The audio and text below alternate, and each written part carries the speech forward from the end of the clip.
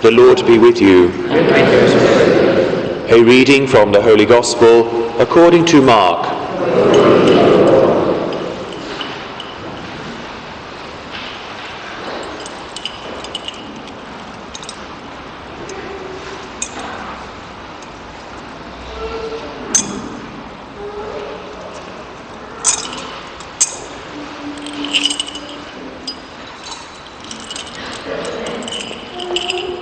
In his teaching, Jesus said, "Beware of the scribes who like to walk about in long robes, to be greeted obsequiously in the market squares, to take the front seats in the synagogues and the places of honor at banquets.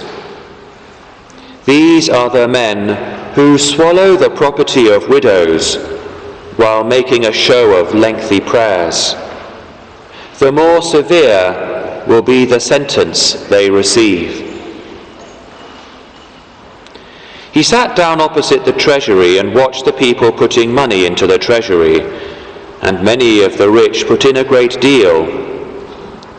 A poor widow came and put in 2 small coins, the equivalent of a penny. Then he called his disciples and said to them, "I tell you solemnly, this poor widow has put in more than all who have contributed to the treasury, for they have all put in money they had over. But she, from the little she had, has put in everything she possessed, all she had to live on." The Gospel of the Lord.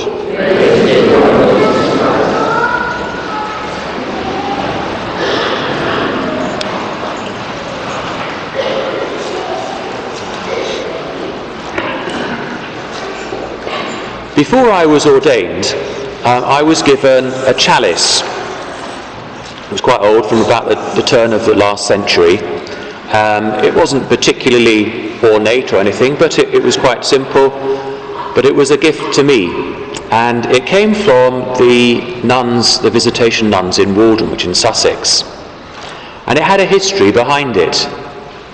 It belonged to a priest who turned up at their doorstep during the First World War, and he said, "I'm going to the front, and if I don't come back, you can keep this chalice, so look after it for me while I'm away."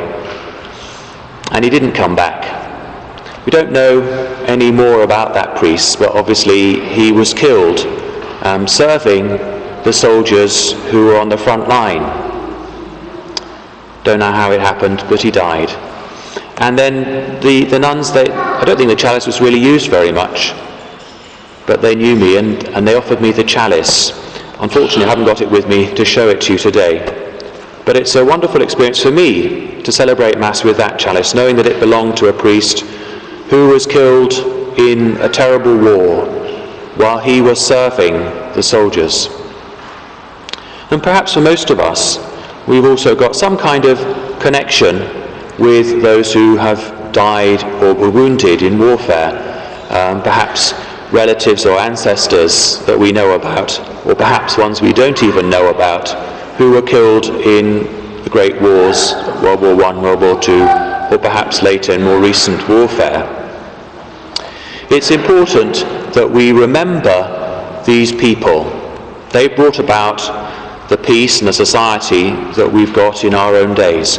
Perhaps doing something what might seem relatively insignificant, and yet altogether their contribution to our modern world has been immense, a great sacrifice they made.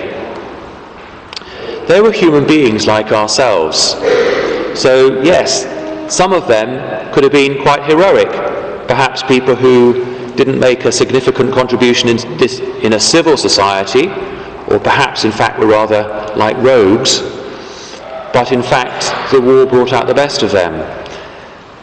Other people perhaps were very frightened. Many people died in terrible conditions. Some even died without firing a shot themselves. And yet they died for us. When we remember them, of course, we pray for peace in our world. Now, peace isn't simply the absence of war. just because we're not firing guns and so on doesn't mean to say we're at peace. In fact, as we know very well, there are people who are fighting out in Afghanistan at the moment, in other parts of the world. There's warfare. But peace is something much greater than the absence of war. It flows from our hearts. It's the way we treat other people, the way we think of other people.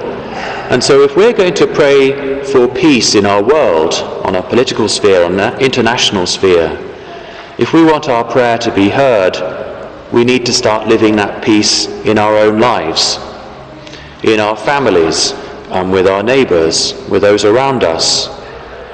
If we can think in terms of peace, that true justice, charity towards others, just those around us, then our prayer is heartfelt. It's a real prayer that kind of peace might permeate the whole world, so we have a state of peace that God really wants for us.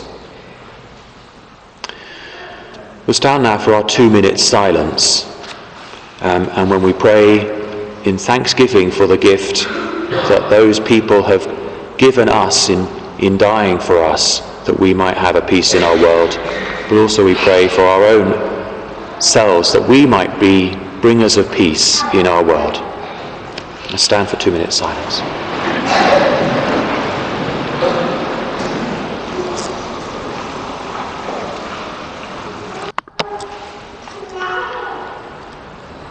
They shall not grow old as we that are left grow old.